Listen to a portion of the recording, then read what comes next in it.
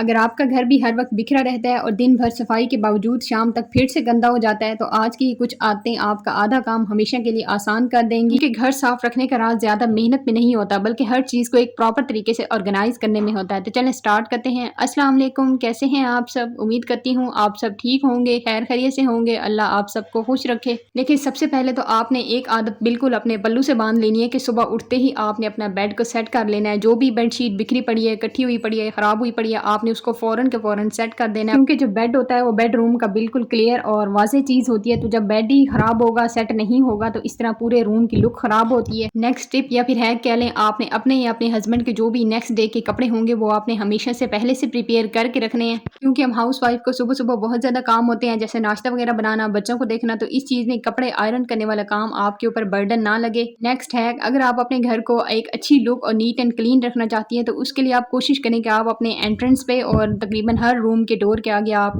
Fit mates رکھیں۔ اس سے آپ کی جو بھی ڈسٹ وغیرہ ہوتی ہے وہ فٹ میٹ کے اوپر رہ جاتی ہے اور آپ کے جو رومز وغیرہ ہیں وہ صاف رہتے ہیں۔ اس کے علاوہ اگر گھر میں چھوٹے بچے ہیں تو پھر ظاہر سی بات ہے کہ بچوں کے لیے ٹوائز بھی ہوتے ہیں، تو ہمیشہ ان کے ٹوائز کے لیے کوئی نہ کوئی آرگنائزر، کوئی باسکٹ وغیرہ یا پھر گھر میں کوئی نہ کوئی ایسی چیز کو جگہ فکس کر دیں جہاں پہ بچے کھیل کے اپنے ٹوائز واپس رکھیں۔ اس کے علاوہ کوشش کریں کہ اپنی استطاعت کے مطابق گھر میں کچھ نہ کچھ ڈیکوریشن کے لیے لاتی رہا کریں، اور اس میں اس چیز کی احتیاط کریں کہ وہ کوئی تصویر والی چیز نہ ہو، کیونکہ اس سے ایک تو نماز بھی نہیں ہوتی اور دوسرا گھر میں رحمت کے فرشتے بھی نہیں آتے۔ وہ سب سے بہتر یہ رہتا ہے کہ آپ کوئی قرآن آیت والی کوئی سینری وغیرہ لگا دیں، وہ زیادہ اچھی لگتی ہے۔ اس کے علاوہ جب بھی کپڑے وغیرہ آئرن کر لیں تو آئرن کو ہمیشہ ایسے بے ترتیب انداز میں نہ چھوڑیں، اس کی ہمیشہ وائر کو فولڈ کر کے رکھیں، تو اس سے بہت ہی اچھی اور نیٹ اینڈ کلین لک آتی ہے۔ اس کے علاوہ جو سیزر ہے وہ ہر گھر کی ضرورت ہوتی ہے، تو اس کو کبھی بھی ایسے کھلا نہ چھوڑیں، یا پھر گھر میں چھوٹے بچے ہیں تو پھر اس کو ان کے پہنچ سے دور رکھیں، اور پھر دوسرا زیادہ تر کوشش کریں کہ اس کو سلائی مشین کے اندر ہی رکھیں تاکہ سب کو اس کی جگہ کا پتہ ہو۔ اور دوسرا، جب بھی سلائی پہ کوئی نہ کوئی کام کریں تو اس کے ساتھ ہمیشہ ایک چھوٹی سی ڈسٹ بین لازمی رکھیں۔ جو بھی دھاگا وغیرہ کاٹنا ہوتا ہے یا پھر ایکسٹرا کپڑا وغیرہ ہوتا ہے تو وہ آپ ڈسٹ بین میں ڈال دیں، اس سے آپ کی آدھی محنت کم ہو جاتی ہے، کیونکہ جب دھاگے فرش پہ گرتے ہیں تو پھر وہ کہیں نہ کہیں چھپ جاتے ہیں اور پھر ان کو صاف کرنا بہت مشکل ہوتا ہے۔ ایک اور ٹپ دوں گی کہ اپنے گھر کے سارے ڈورز میں ڈسٹ اسٹاپر لازمی لگائیں، اس سے آپ کے گھر میں ایک تو انسیکٹ بھی زیادہ اندر داخل نہیں ہوں گے اور پھر دوسرا ڈسٹ وغیرہ بھی رکی رہتی ہے۔ اگر گھر میں چھوٹے بچے ہیں تو پھر بچوں کے ڈائپرز تو لازمی ہوتے ہیں، تو ڈائپرز کے لیے ہمیشہ کوئی نہ کوئی باسکٹ، کوئی نہ کوئی آرگنائزر لازمی رکھیں، تاکہ ایک تو آپ کو ڈائپرز کا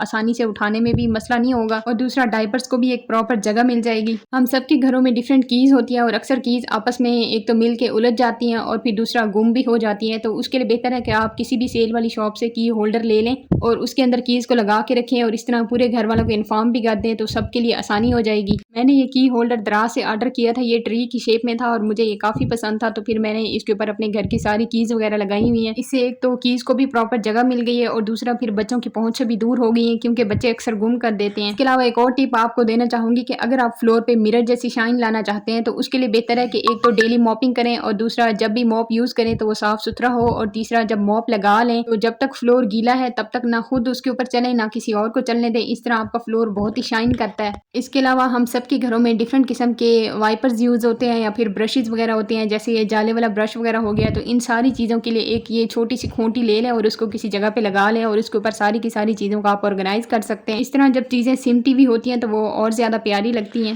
ہم سب کے گھروں میں کاٹ کباڑ اور کچرا ہوتا ہی ہے، تو کچرے کو ایک بار پھینکنے سے پہلے لازمی چیک کر لیا کریں کہیں وہ آپ کے کام نہ آ جائے۔ تو یہ میرے پاس بھی ایک یہ فضول سی پڑی ہوئی تھی، تو اس کو پھر میں نے یہاں پہ یہ ٹاول سٹینڈ لگا ہوا ہے، اس کے اوپر میں نے اس کو رکھ دیا تھا اور پھر اس کے اوپر میں نے اپنی ڈیفرنٹ چیزوں کو آرگنائز کر لیا۔ پہلے ان چیزوں کو رکھنے کے لیے میرے پاس کوئی جگہ نہیں تھی، تو اب ایک دن میرے مائنڈ میں یہ آئیڈیا آیا، تو اب آپ دیکھ سکتے ہیں کتنی ساری چیزیں اس کے اوپر آرگنائز ہو گئی ہیں، ماشاءاللہ سے بہت ہی اچھی لک دے رہی ہیں۔ اس کے علاوہ ہر چھوٹی سی چیز، چھوٹی سے چھوٹی چیز کے لیے بھی کوئی نہ کوئی اسپیس وغیرہ بنائیں۔ اکثر کچن میں کام کرتے ہوئے کوئی نہ کوئی لیکوڈ چیز گر جاتی ہے تو اس کو صاف کرنا بہت مشکل ہو جاتا ہے، تو اس کو صاف کرنے کے لیے زیادہ بہتر ہوتا ہے کہ آپ ٹیشو اس کے اوپر رکھ دیں، تو ٹیشو اس کو سارا ایبزارب کر لیتا ہے۔ اس لیے کوشش کریں کہ کچن میں ٹیشو لازمی رکھیں۔ اکثر ہم لوگوں کے پاس ایک سے زیادہ شوز ہوتے ہیں، تو وہ جو زیادہ ایکسٹرا شوز پیئر ہوتے ہیں ان کو ہمیشہ کسی سائڈ پہ الگ سے جگہ میں رکھیں تاکہ وہ بچوں کی پہنچ سے دور رہیں، کیونکہ بچوں کو شوق ہوتا ہے دوسروں کے شوز پہننے کا اور پھر وہ ایک دو بار شوز پہن کے چھوڑ دیتے ہیں اور پھر سارا دن ماؤں کو بار بار صفائی کرنی پڑتی ہے یا پھر شوز کو سائڈ پہ رکھنا پڑتا ہے۔ میرے پاس یہ شوز ریک فری پڑا ہوا تھا، تو اس کو میں نے بیڈ کے پیچھے چھپا کے رکھا ہوا ہے اور یہاں پہ سماویہ نہیں پہنچ پاتی، تو ادھر پھر میں ایکسٹرا شوز رکھ دیتی ہوں۔ اس کے علاوہ ایک اور بہت ہی امپورٹنٹ اور بہت ہی یوزفل ٹپ یہ ہے کہ اپنے گھر میں ہمیشہ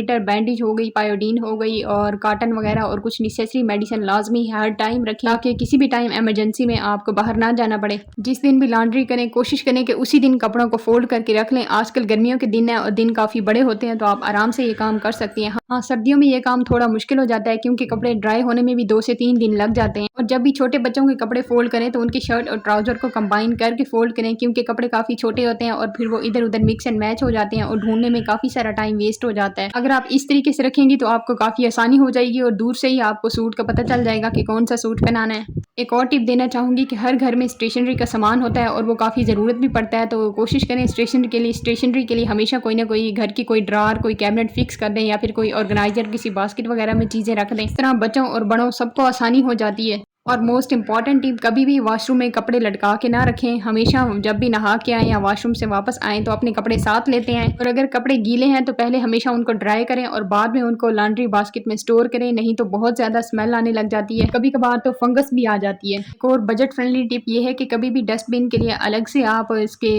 شاپر وغیرہ نہ لیں جو بلیک کلر کے ملتے ہیں، بلکہ اس کے لیے جو گھر میں گروسری، سبزی، فروٹ جن شاپرز میں آتی ہے آپ انہی شاپر کو ڈسٹ بن پہ لگا سکتے ہیں۔ اس کے علاوہ گھر میں ڈیفرنٹ قسم کی چٹس آتی ہیں جیسے میڈیکل کی لسٹ ہو گئی یا پھر گروسری وغیرہ کی لسٹ ہو گئی، تو ہمیشہ ان کو چیک کر لیا کریں، ان کے اوپر اللہ یا پھر محمد صلی اللہ علیہ وسلم کا نام لکھا ہوا ہوتا ہے تو ان کو پھینکنے سے پہلے ایک بار لازمی چیک کر لیا کریں اور اس میں سے یہ نام الگ کر لیا کریں اور ان کو کسی الگ جگہ میں سٹور کر لیں۔ سب کے گھروں میں نلکیاں، سوئی، دھاگے، بٹن وغیرہ، ہکس وغیرہ ہوتے ہیں تو ان ساری چیزوں کے لیے الگ سے کوئی نہ کوئی ڈبہ وغیرہ رکھ لیں یا کوئی آرگنائزر رکھ لیں تاکہ یہ ایک دوسرے میں گم بھی نہ ہو اور آپ کو ڈھونڈنے میں آسانی ہو۔ اور ان ساری چیزوں کو سلائی مشین کے آس پاس ہی کہیں رکھیں، یہ نہ ہو کہ سلائی مشین ایک کونے میں ہو اور یہ ساری چیزیں دوسرے کونے میں ہوں، اس طرح آپ کو کام کرتے ہوئے آسانی ہوتی ہے۔ امید کرتی ہوں آج کا ولاگ آپ کو پسند آیا ہوگا۔ اگر پسند آیا تو چینل کو سبسکرائب کر دیں۔ اپنا خیال رکھیں۔ اللہ حافظ۔